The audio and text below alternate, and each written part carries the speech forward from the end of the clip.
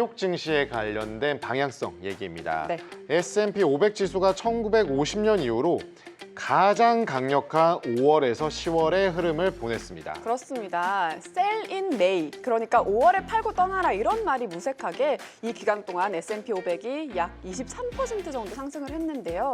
특히 11월에는 연중 수익률이 가장 좋은 달로 꼽히는데 올해도 좀 이 연말 랠리를 기대해봐도 될까요? 네, 아무래도 기대하고 싶은데 그래도 살펴볼 것들은 있죠. 네. 계절적인 추세보다 매크로 요인들에 대한 영향력이 더 크게 미치고 있다라고 분석이 나오고 있습니다. 특히나 10월에 시작되었던 셧다운이 11월까지 해결이 안 되었고요. 10월 말에 있었던 파월 연준 의장의 매파적인 FOMC 발언 등이 랠리에 대한 기대감을 일정 부분 낮추고 제약하고 있는 것도 사실입니다. 그렇습니다. 이 차익 실현과 연말 랠리 베팅 사이에서 투자자들은 어떤 선택을 해야 할지, 어떤 방향으로 나아가야 할지 고민이 더욱더 깊어지는 것 같아서 저희 미주빛과 함께 하시면서 이 고민을 좀 해결해 보시면 좋을 것 같습니다. 네. 네, 영건님 정말 기분 좋은 시장이 이어지고 있거든요. 근데 그런 말이 있잖아요. 너무 기분이 좋으면 살짝 불안한 그런 느낌들이 들 때가 있어요. 언제 이 기분 좋은 순간들이 끝날지. 그래서 이제 투자자들이 고민을 하는 게 연말 랠리까지 이어질 수 있을지 이 흐름이 아니면 지금이 좀 고점의 신호인지 궁금하거든요. 영건님은 어떻게 보시나요?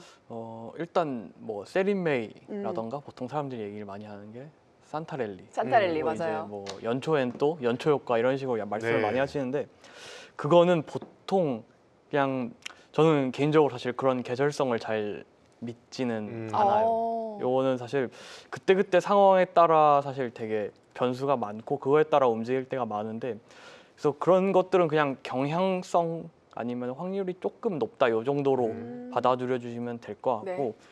뭐 산타랠리니까 무조건 연말에 오른다 사실 그거는 아니긴 해요. 예를 네. 들어서 저랑 이제 신월 팀장님이랑 같은 회사에서 일할 당시에는 그때는 장이 너무 안 좋으니까 그때는 사탄 랠리라는 말이 또 붙었었어요. 그래요, 사탕 랠리. 일단 산타 랠리가 아니라 그러니까요. 사탄 랠리다 뭐 이런 식으로 얘기를 하고 올해도 이제 보통 이제 5월 달이면 이제 세린메이 얘기가 빠지지 않고 나오는데 올해는 쏙 들어갔죠. 왜냐하면 4월 달에 관세 때문에 한번 빡 떨어진 다음에 더 떨어질 게 없었어요.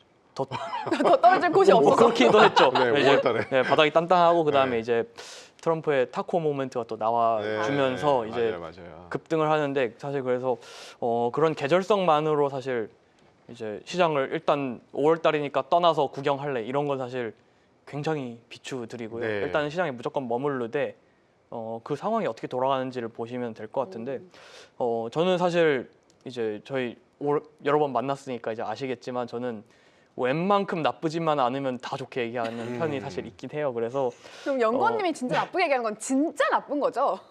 그렇긴 해요. 그렇게 보면 되는 네. 거죠? 별로 말을 안 합니다. 그때 되면. 그러면 이렇게 말씀하시잖아요. 스타일이 진짜 안 좋은 건 잘 말을 안 하더라고요. 말을 아끼시는군요. 네. 그래서 뭐 지금은 사실 저는 개인적으로 나쁘게 볼 필요는 없을 것 같고 뭐 이따가 이제 뭐 단기 자금 시장 약간 경색되는 듯 하다 이 정도인데 사실 이제 QT를 또 지난주에 이제 연준에서 이제 또 끝낼 거로 예고를 네. 했기 때문에 그것도 이제 뭐 엄청 심해지지는 않는 상태에서 이제 좀 유동성 긴축이 끝나게 된다 하면 사실 그것도 크게 걱정할 필요는 없을 것 같고 실적 시즌도 지난주에 빅테크 애들 보셨겠지만 뭐 메타 빼고는 사실 다 네. 반응이 다 웬만하면 괜찮았잖아요. 네. 그런 식으로 실적 시즌도 되게 양호합니다. 그래서 뭐 이번 주까지 지켜봐야 되겠지만 크게 나쁘게 볼 건 저는 없지 않나라고 생각을 해서 좀 연말까지도 계속 따뜻한 뜨뜻한 증시를 예상하고 네, 있습니다. 전망 연말, 말고 산타랠리라는 건 보통 12월에 오르는 걸 얘기하잖아요. 네. 근데 오르려면은 네. 11월에 조금 뜨뜻미지근해야지 그쵸. 오르는 게 오른 눈에 맛이 보여요. 있죠. 맞아요. 오르는 게 눈에 보이거든요. 네. 보통 11월은 어땠나요?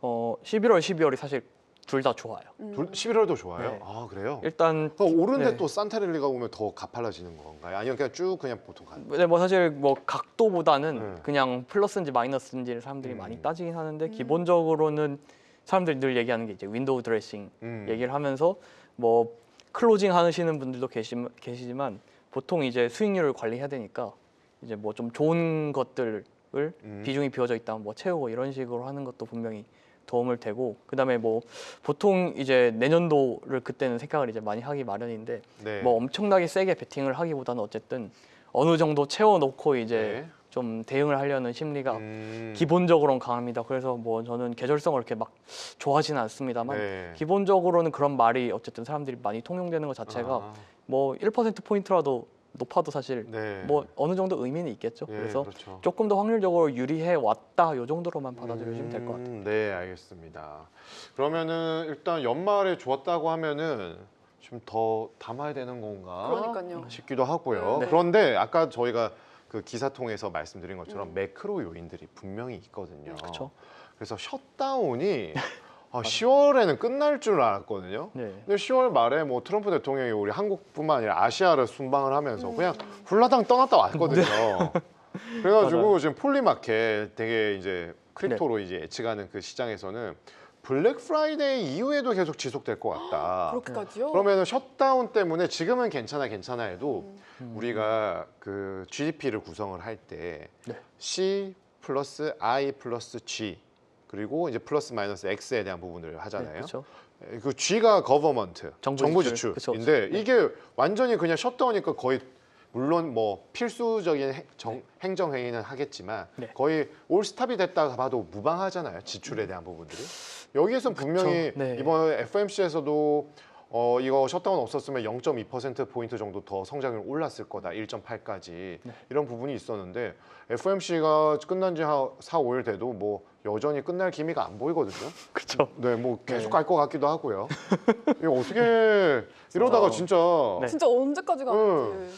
한 3, 4일 전에 그래서 미국의 의회 예산국 이제 CBO 네, CBO 잘 아실 죠. 것 같은데 네. 거기서 짧게 숏 레포트 같은 걸 이제 게재를 했는데 당연히 GDP에 악영향 주는 거 맞고요. 그래서 최대로 봤을 때 4분기 GDP 성장률이 연율화 기준으로 한 1에서 한 2% 포인트 사이로 조금 빠질 수는 있고 뭐 영구적으로 어쨌든 손실이 나오겠죠. 그게 한 70억에서 140억 불 정도 네. 얘기를 하고 있는데 경제 입장에서 그러니까 경제 성장률 입장에서는 당연히 악영향 주는 거 그거는 부정할 트럼프 대통령도 부정 못 하실 거예요. 근데 네.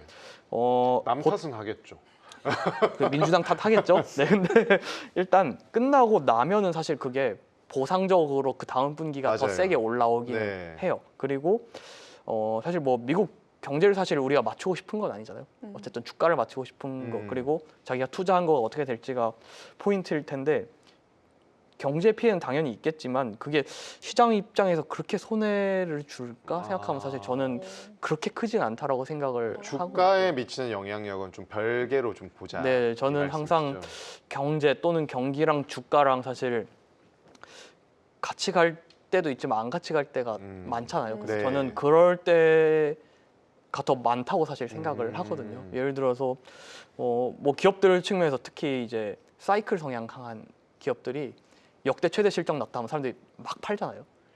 근데 그러면 이제 업황은 되게 좋은데 업황이 앞으로 안 좋아질 거를 사실 기대를 한다는 거죠. 그래서 보통 이제 미국의 구루분들이 보통 이제 투자할 때 6개월 또는 뭐 1년 아니면 뭐 18개월 후를 보고 투자를 한다. 네. 이렇게 얘기를 하는 것 자체가 사실 현재는 그렇게 별로 안 중요하다는 거죠. 현재. 그러면 그 네. 말씀인 거는 네. 셧다운인데도 이 정도인데 셧다운이 끝나면 더 좋을 수 있다? 그때는 그죠 이제 밀렸던 게 다시 또 숫자로 찍히면서 네. 물론 네. AI 쪽은 크게 영향은 없을 수 있겠지만 네. 전반적으로 S&P 500 아까 우리 지수 얘기했었잖아요. S&P 500은 그래도 미국 경제와 밀접한 네네. 서비스 기업들, 소비 관련된 부분들, 뭐 건설 이쪽이 있을 수 있으니까 거기에는 좀 좋을 수도 있는 가능성 좀 생각해 볼 수 있는데 그럼 다음 네. 최근에 아마존부터 뭐 타겟, 레이오프 얘기가 계속 나오고 있어요. 그렇죠. 네. 네. 아마존은 다행히 실적이 지난주에 되게 좋았잖아요. 그렇죠. 그래서 해고했지만 해고하고 AI 도입해서 더 좋아질 거야라는 해석이 됐는데 맞아요. 이렇게 하면은 고용이 안 좋으면은 결국에 매크로에도 안 좋을 수 있잖아요. 그렇죠. 실물 경제 네. 측면에서는 문제가 확실히 될 수 있을 것 같고 사실 이번 주에도 노동부 고용지표 나와야 되거든요. 일정상으로 네. 원래 첫째 주에 나오잖아요. 금요일에 나와야죠. 근데 지난달 것도 아직 안 나왔어요. 네. 왜냐면 셧다운이니까 계속 밀리는 거죠. 그래서 그래서 그게 지표도 필수 지표랑 비필수 지표가 있는데 CPI나 PPI 이런 건 필수고 그래서 지난달에 나온 거고요. 고용 지표는 아니에요. 그래서 안 나올 텐데 그래서 어쩔 수 없이 우리가 민간 지표한테 매달릴 수밖에 네. 없는 상황이니까 보통 제일 많이 보시는 게 아마 ADP 고용일 ADP 죠. 것 같고 지난달에 완전 쇼크 났잖아요. 네. 생각해 보셨겠지만 쇼크도 났는데 그 쇼크 나면서 3.2만 건 감소 그러니까 네. 순 감소로 돌아섰는데 그 전월치도 한 5.4만 건 플러스였다가 마이너스 3천 건까지 돌려졌습니다. 그러니까 2개월 연속 마이너스가 이미 찍혀 있는 거고 고용자 수가 떨어져 있다. 네. 그리고 3개월 연속 찍힐 수도 있겠죠 이번에. 그래서 컨센서스 보고 왔는데 그래도 그 정도로는 아니고 한 5만 건 정도 얘기를 하고 ADP 있는 민간 고용은 정부 관련된 건 아니죠. 정부 관련된 건 아니고 그 비농업 논팜에는 정부가 있는데 네. ADP에는 없다. 네. 진짜 네. 프라이빗 영역이다. 네. 그리고 여기는 이제 이게 결국 그 데이터 회사거든요. 그래서 거기서 이제 쓰는 데이터 기반으로 그냥 산출을 하는 거라서 네. 좀 뭐 성격은 다르긴 합니다만은 기본적으로 그래도 이게 고용 지표가 보통 정상적으로 나올 때 보통 이게 수요일 날 나오고 노동부께 금요일 날쯤 네, 나오니까 보통 요거를 보고 사람들이 예측하려는 예측을 하려고 경향이 하죠. 있는데 결국 지금은 금요일 날게 안 나오니까 네. 이거라도 좀 나쁘지 않게 나오긴 해야 돼요. 그러니까 너무 잘 나올 필요 없는데 또 마이너스 찍히거나 하면 사실 시장이 조금 싫어할 수는 조금 그럴 것 있겠죠. 같아요. 네, 맞아요. 그렇네요. 네, 또 발표가 있었던 게 연준에서 양적 긴축 중단 발표를 하긴 했는데 네. 이 자금 경색 현상이 계속 해소되지 못하는 상황이거든요. 네. 그래서 스탠딩 레포 수요가 좀 월말 맞아서 계속 급증하는 모습을 보이고 있습니다. 이 파월 의장도 이 12월 인하에 대해서 좀 애매한 태도를 보였는데 그럼에도 불구하고 여전히 좀 동결보다는 인하의 무게가 실리고 있는지도 궁금합니다. 여기서 조금 설명을 드리자면은 스탠딩 레포하고 영레포를 조금 구분해서 봐야 되는데 우리가 연준 우리나라 기준금리가 지금 2.5% 이렇게 얘기하거든요.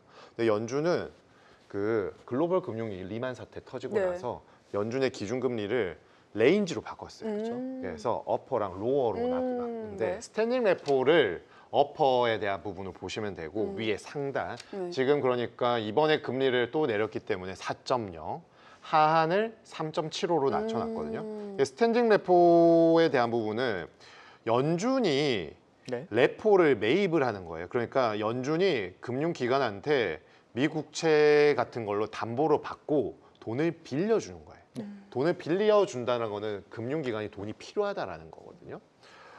근데 이제 왜 돈이 필요할까요? 금융기관에 돈이 없으면 그렇죠. 유동성이 부족할 때 연준으로부터 돈을 빌릴 때 네. 스탠딩 레포의 연준 기준금리 4.0으로 빌리는 거죠.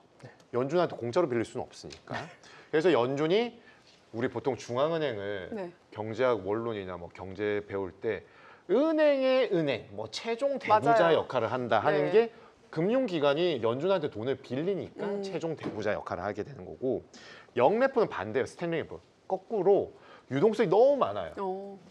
금융기관들이 너무 돈이 많아. 그러면은 이걸 좀 버블로 갈 수 있잖아요, 돈이. 그렇죠. 그러면은 연준이 미 국채를 담보로 제공을 하고 내 돈을 이 담보로 줄 테니까 돈을 빼오는 거죠, 금융기관한테. 그래서 시장의 유동성을 흡수하게 되는데 이게 이제 단기 로어 금리가 되게 됐습니다. 그래서 최근에 보면은 영레포 잔고는 떨어지고 있거든요. 영레포 잔고가 떨어진다라는 거는 돈을 금융기관한테 가져온다는 게 적다라는 거고 적다라는 거는 금융기관들이 가지고 있는 돈이 그렇게 많지가 않다. 많지도 않은데 지금 되게 주가가 좋은 상황, 채권 시장은 좀 어려운 상황 이렇게 되어 있고 그리고 이 기준 금리가 레포 금리가 되겠는데 레포 금리가 최근에 좀 올라간다라는 거는 유동성에서 뭔가 삐그덕대고 있다. 이거를 지금 보여주고 있습니다. 네. 그래서 이제 매크로적인 이슈에서는 오빠 전에 말씀하신 게 그래도 인하 생각하는 것 같은데 왜 뭐 이런 좀 혹시 문제될 게 있나? 뭐 이런 거 좀 요즘 많이들 궁금해하시더라고요. 네, 일단 뭐 스탠딩 레포 수요가 늘어난다는 거는 이제 쉽게 말씀드리면은 그러니까 우리 일상생활에서 생각해 보시면 될 것 같은데 돈이 필요해요. 제가 그러면은 어디 가서 빌리죠? 은행 가야죠. 은행 가야죠. 네. 근데 은행에서 돈 안 빌려준다 하면은 이제 제2금융권 그리고 더 밑으로 찾아갈 수도 있겠죠. 그래서 은행 입장을 생각해 보면은 뭐 은행이나 뭐 금융기관 입장 생각해 보면은 결국 민간에 있는 주체들끼리 돈을 빌리고 빌려줘야 되는데 못 빌리니까 국가한테 찾아간다 보시면 돼요. 은행 그게 자체가 못 빌리니까. 그게 이제 쉽게 네. 설명드린 스탠딩 레포고 그러면은 민간에서 왜 못 빌릴까? 유동성이 말랐으니까. 그래서 이게 지금 이용 액수가 엄청나게 늘어난 건 사실 아니에요. 옛날에 이제 팀장이 더 잘 아실 것 같은데 2019년에 한번 난리 났던 네. 때가 있었죠. 그때 정도는 당연히 아닙니다만 그때는 증시가 바로 직격탄을 맞았었어요. 그- 여름이어가지고. 네. 그때 이제 당일날 바로 연준이랑 이제 수습을 들어가셨거든요. 그래서 이런 게 숫자가 엄청 높지는 않아요 지금. 근데 이용을 안 하다가 이용을 하는 액수가 갑자기 조금씩 생기고 있다는 거고, 네. 팀장님 말씀 주신 것처럼 시장에서 거래하는 레포 금리도 살살살 올랐다는 거죠. 그러면은 이것 때문에 어쨌든 QT를 저는 종료를 바로 갑자기 공식화를 한 거라고 생각을 합니다. 그래서 12월 달부터 이제 안 할 거니까 뭐 이제 한 달은 공식적으로는 할 텐데 뭐 제대로 안 하겠죠? 그러면은 별로 그리고 문제 큐티를 없다고. 바로 해버리면은 네. 약간 그 지금 금융 네. 단기 자금 시장 문제가 더 있다라는 것처럼 해석이 맞아요. 될 수도 네. 있으니까 그 적응할 시간 우리 잘 컨트롤할 수 네. 있어. 한 맞아요. 달 있다가 할 거야. 지금 크게 문제 아니야라고 하면서 되게 조율하는 노력을 많이 할 걸로 보여요. 지금. 그렇네요.